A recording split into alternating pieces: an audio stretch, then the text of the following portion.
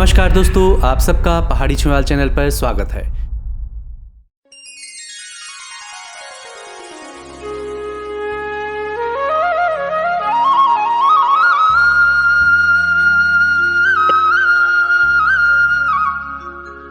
सांसें तोड़ती हमारी सांस्कृतिक धरोहर परसोली गांव का क्वाटा। आज हम इस वीडियो के माध्यम से परसोली गांव की शान समझा जाने वाला क्वाटा उसके बारे में बताएंगे। कई वर्षों तक परसोली गांव की शान समझा जाने वाला क्वाटा आज अपनी अंतिम सांसें गिन रहा है। आज चाहे पलायन की मार हो, रोजी रोजगार की समस्या, आज हमारे उजड़ते पहाड़ अपनी संस्कृति सभ्यता को दिन प्रतिदिन खोते जा रहे हैं।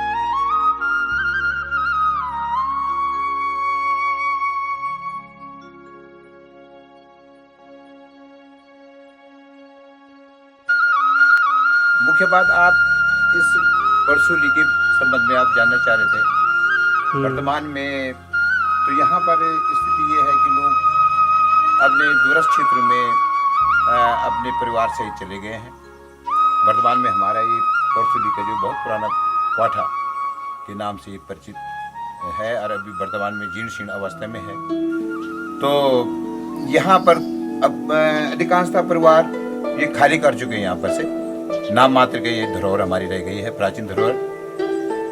इस बारे में हम समय समय पर जो पूजा पाठ वगैरह होते हैं उस समय सभी ग्रामवासी, इस परिवार वाले सब जमा हो जाते हैं और भगवान नरसिंह देव की यहाँ पर पूजा करते हैं। जहाँ पर हमें बैठे हुए यहाँ पर हमारे नरसिंह देव का पूजा स्थल है।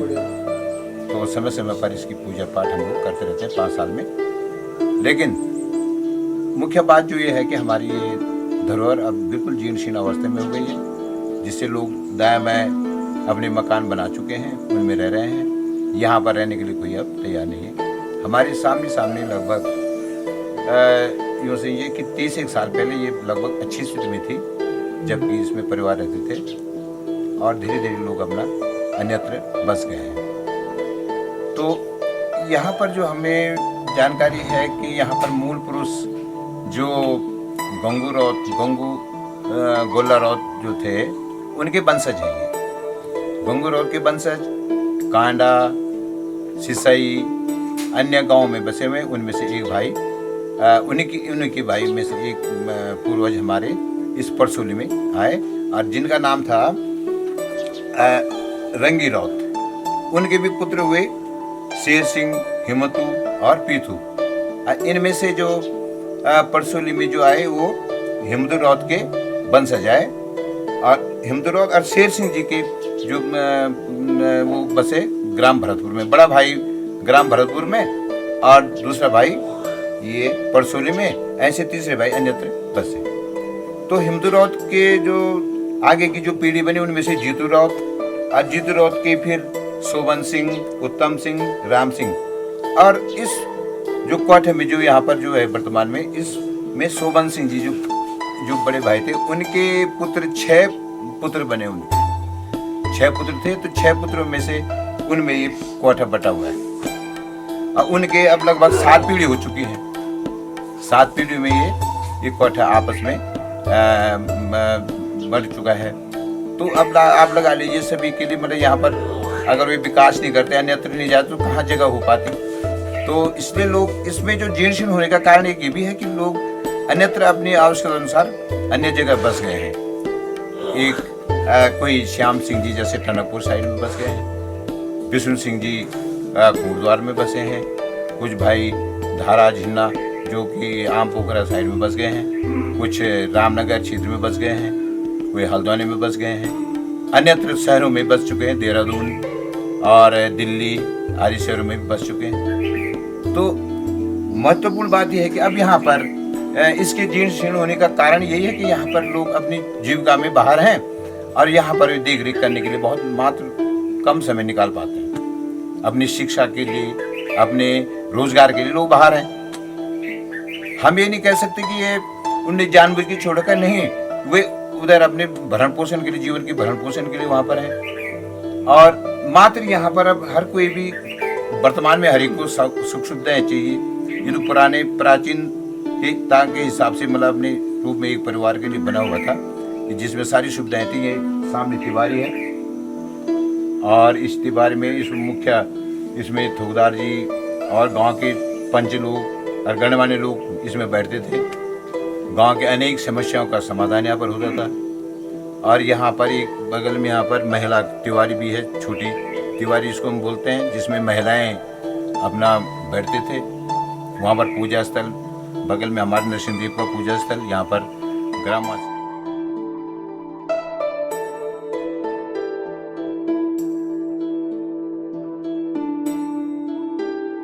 पहाड़ की जवानी, पानी पहाड़ के काम नहीं आ रही है। सरकार अपनी संस्कृति और सांस्कृतिक मूल्यों को बचाने की बात करती है, मगर हमें जमीनी हकीकत में कहीं भी नजर नहीं आती है। इसी कड़ी में परसोली गांव की आन बान शान समझा जाने वाला क्वाटा कितने बुरे दौर से गुजर रहा है, इस वीडियो के माध्यम से आपको पता ही चल जाएगा। इसकी चिनाई इतनी सफाई से पत्थरों के छोटे छोटे टुकड़ों से की गई है, जिसके कारीगर आज कहीं भी नजर नहीं आते।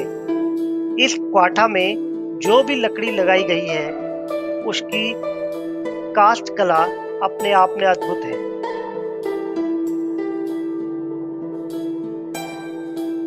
खासकर क्वाटा का गेट और तिबारी बहुत ही सुंदर और आकर्षक है।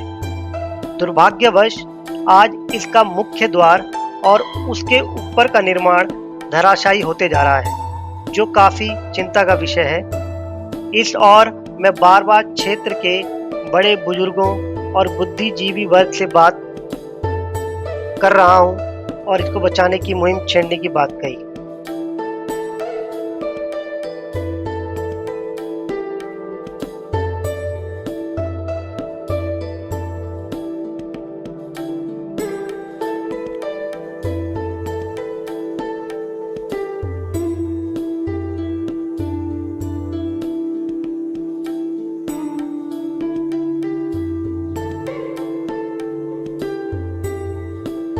करते हैं। तो यहाँ पर परसोली या क्षेत्र की जो भी समस्या होती थी, यहाँ पर बैठ करके उनका आपस में निदान होता था।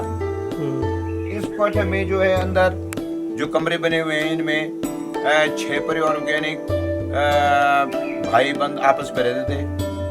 उनके लिए रहने की जो भी व्यवस्था थी वहाँ पर रहते थे। वहाँ पर ये प्राचीन समय में भी मालूम हुआ कि यहाँ घुड़साल भी है, यहाँ वर्तमान में भी समय घुड़साल है। और किसी समय में अगर कोई, जैसे चूंकि उनके पास थोकदारी प्रथा थी, यहाँ पर अगर कोई दंडात्मक प्रक्रिया भी करनी पड़ती तो उसके लिए भी यहाँ पर कारावास की व्यवस्था थी। तो ये प्राचीन समय में हमें, जहाँ तक हमें जानकारी है कि ये लोग बोलते थे कि यहाँ से घनघोर आसपास घनघोर जंगल था। पानी के लिए जो हमारे यहाँ पर नीचे पानी है, जो परसोली के तीनों परसोली के बीच में, वल्ली पल्ली परसोली के बीच में जो पानी है, सार्वजनिक पानी, इस पानी के भरोसे ये गांव बसा हुआ है। और जो कि अब वर्तमान में सड़क के बिल्कुल नज़दीक में, 1 किलोमीटर के नज़दीक में है।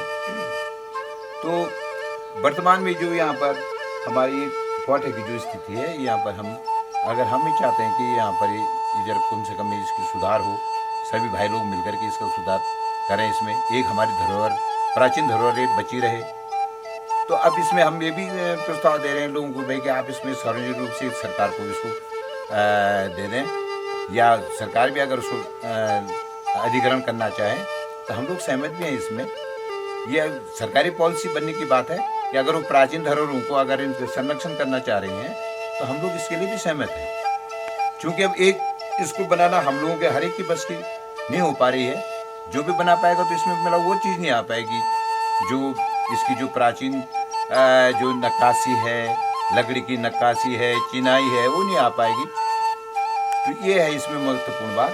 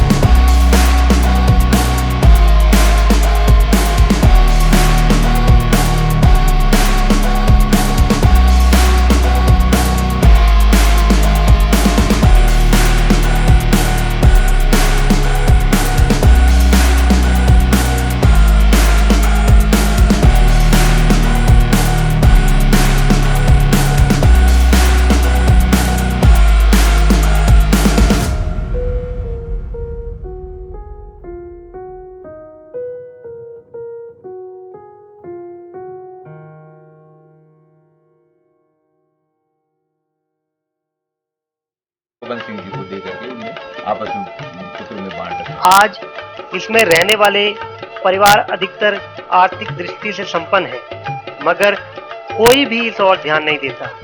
ज्यादा लोगों की हिस्सेदारी के कारण यह सांस्कृतिक विरासत दम तोड़ रही है।